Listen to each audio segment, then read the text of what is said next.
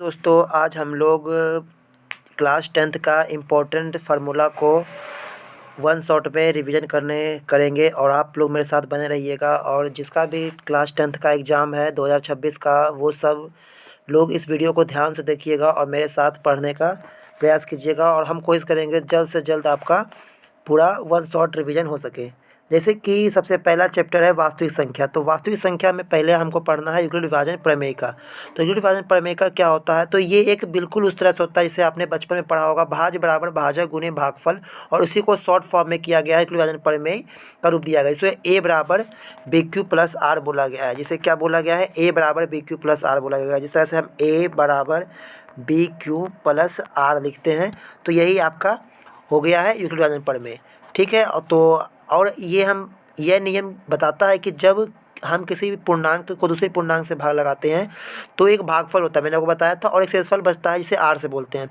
तो यही समीकरण बताता है ए बराबर बी क्यू प्लस आर। यानी कि हम ये कर सकते हैं, जो ए जो है वो भाज्य हो गया, बी हो गया भागफल, और क्यू हो गया भाजक, और ये आर रिमाइंडर। तो इसी को हम बचपन से जो याद करते आ रहे हैं उसी को बोला गया है भाज्य बराबर भाजक गुणे भागफल।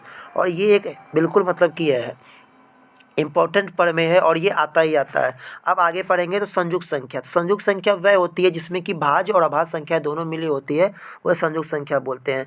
और महत्तम संख्या का मतलब वह होता है कि बड़ी से बड़ी संख्या को महत्तम और छोटी छोटी संख्या को लघुत्तम बोला जाता है। अगर हम बात करें तो इसका एक इम्पॉर्टेंट रूल होता है जो आपको एग्जाम में अक्सर ही पूछा जाता है। जैसे कि अगर हम बात करते हैं यहाँ पे, तो यहाँ पे जैसे कि आपका ये देखिए, यहाँ पे ये जो मैंने आपको ये बता रहा हूँ, ये आप इसको लिख सकते हैं और आप ये नोट डाउन करें। जैसे कि एस सी एफ दो संख्याओं का यानी ए बी और दो संख्याओं का ए बी का एलसीएम बराबर पहली संख्या गुणित संख्या, यानी पहली संख्या ए दूसरी संख्या बी।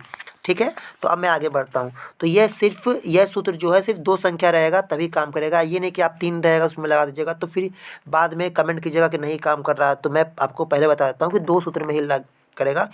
और ये पहली संख्या गुणित संख्या बराबर लोसो गुणे मोसो भी आप कर सकते हैं। इसी तरह से हम आगे अगर बढ़ते हैं तो आगे में देखिए बढ़ेंगे तो अब परिमेय संख्या, तो जो संख्या पी बटा क्यू के रूप में लिख सकते हैं वो परिमेय संख्या होगी। और जैसे कि हम बात करते हैं शांत, तो वैसी संख्या जिसका दशमलव अगर कुछ स्थान के बाद जाने के बाद देखिए शांत हो जाता है, वो शांत। जैसे कि यहाँ अगर हम बात करते हैं तो 3/8 है, तो इसका दशमलव रूप क्या है, 0.375। तो ये 5 के बाद लास्ट हो गया, ख़त्म हो गया ना, तो ये शांत हो गया।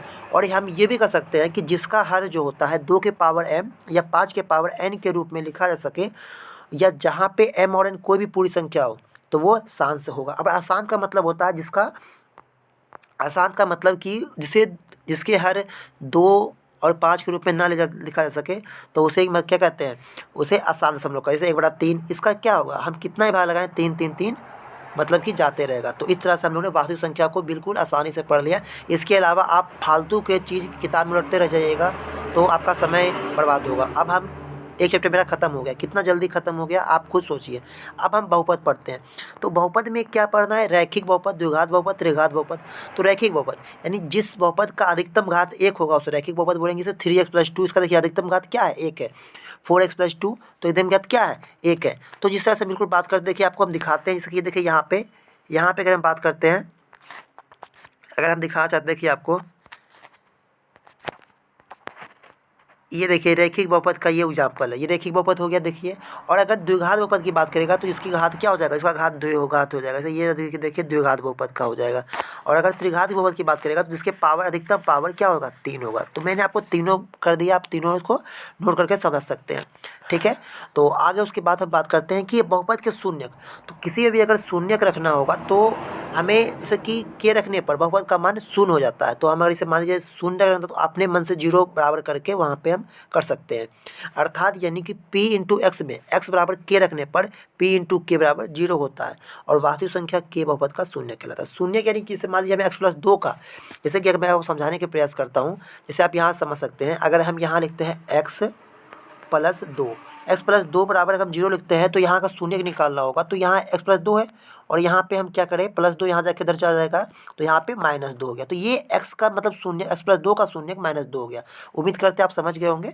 अब देखिए बहुपद का समान रूप क्या होता है। अगर एक चर में अगर कोई मान लीजिए बहुपद ax² + bx + c के रूप में लिखा जाता है जहाँ a b c वास्तविक संख्या है, तो हम ये जानते हैं कि x² के साथ में यानी कि x² के साथ में जो रहेगा x² के साथ में जो रहेगा उसे हम बोलते हैं a, और x के साथ में जो रहता है उसे हम बोलते हैं b, और जो किसी के साथ रहता है उसे c बोलते हैं। तो इस तरह से हमने सीखा। अब हम बहुपद के शून्यक जानेंगे। तो किसी भी बहुपद के शून्यक वे मान होते हैं जिनके स्थान पे आने पर बहुपद का मान शून्य हो जाता है। यानी कि हम वो कोई बहुपद है और वहाँ पे जो x का वैल्यू है तो x जगह पे क्या रखेंगे क्योंकि वहाँ पे वैल्यू 0 आ जाएगा। ठीक है, तो अभी द्विघात बहुपद के दो इंपॉर्टेंट फार्मूला है, जैसे कि इंपॉर्टेंट फार्मूला जो होगा मैं आपको रेखांकित मतलब कि अंडरलाइन करता जाऊंगा और आप उसे नोट करते जाइएगा। जैसे कि दो फार्मूला यहाँ पे ये है।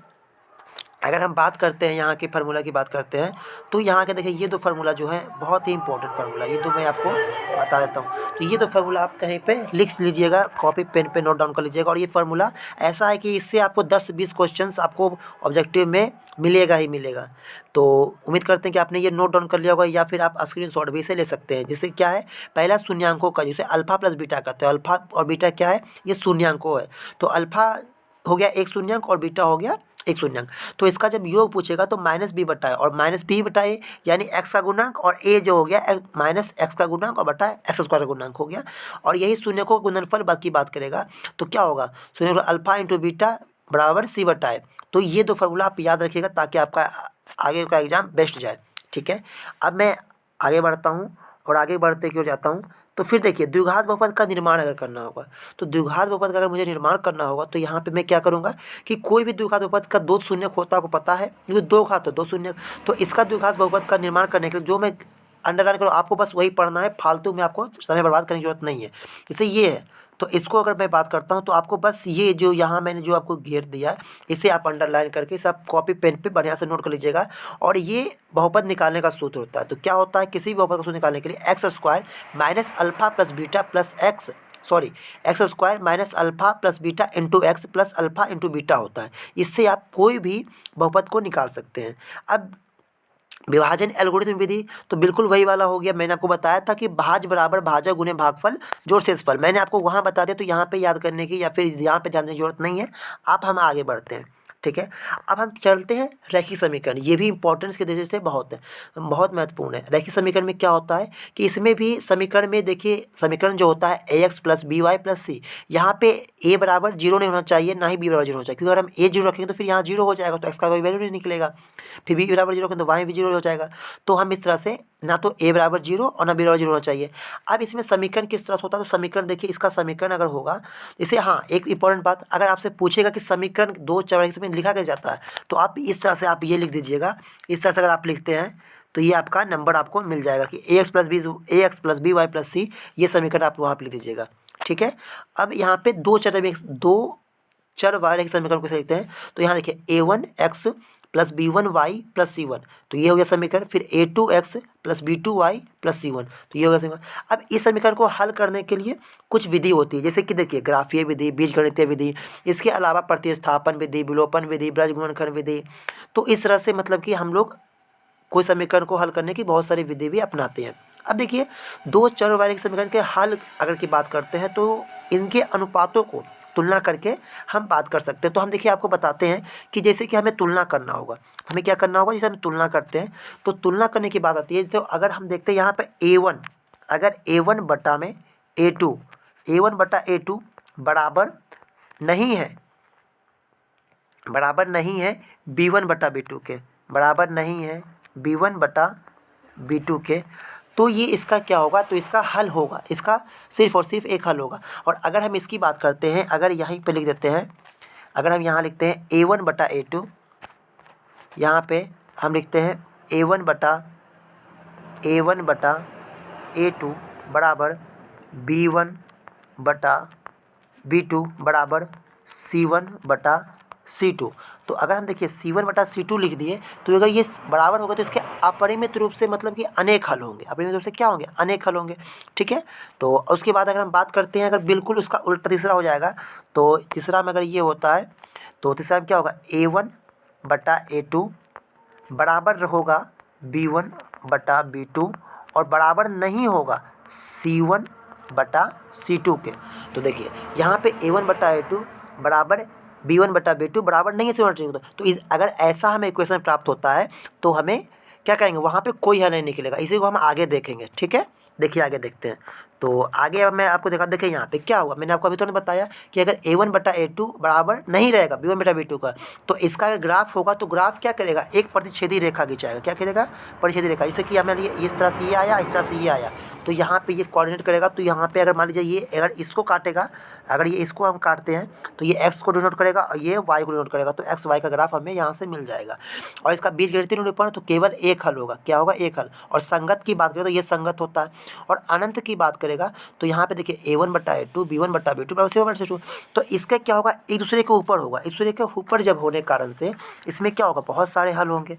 तो बहुत सारे हल होंगे तो इस तरह से बीजगणितीय रूप अनंत हल हो सकते हैं। और संगत ये भी होगा। लेकिन अगर यहाँ A1 बटा A2 बराबर B1 बटा B2 नहीं होगा, यानी कि A1 बटा A2 is equal to B1 बटा B2 is not equal C1 बटा C2, तो कोई हल नहीं होगा। अब ग्राफीय निरूपण क्या करेंगे, समांतर रेखाएं। अब समांतर रेखाएं करेंगे तो कोई हल नहीं होगा। और संगत की बात करेंगे तो ये असंगत होगा। यानी हम बात कर सकते हैं कि अगर A1 बटा A2 बराबर नहीं है B1 बटा B2 तो भी संगत, और A1 बटा A2 बराबर B1 बटा B2 बराबर नहीं है C1 बटा C2 तो असंगत। ठीक है, यानी कि ऊपर के दो संगत, बाकी एक असंगत। अब ब्रज गुणनखंड विधि क्या है, तो इस विधि से समीकरण को इस समीकरण से सवाल को सॉल्व करने की विधि है। और इसे भी आप लिख लीजिएगा, मैं आपको यहाँ पे अंडरलाइन कर देता हूँ।